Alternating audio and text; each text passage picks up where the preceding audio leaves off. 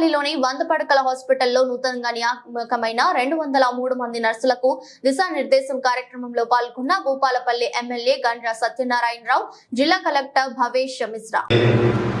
అంతేకాకుండా నేను ఎన్నికైన తొలి 7వ తారీఖు తర్వాత జిల్లా కలెక్టర్ గారికి మీరు డిఎంఎఫ్ నుంచి ఎంఆర్ఐ కానీ సిటీ స్కాన్ కానీ కొనుగోలు చేసి రేడియాలజిస్ట్ ల్యాబ్ టెక్నీషియన్ అదేవిధంగా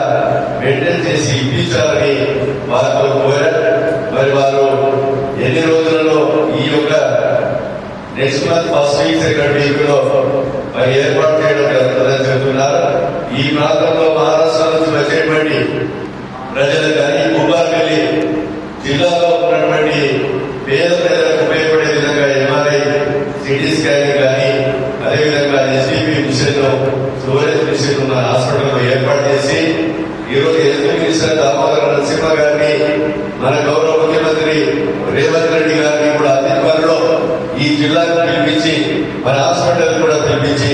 ఇక్కడ కావాల్సినటువంటి సదుపాయాలు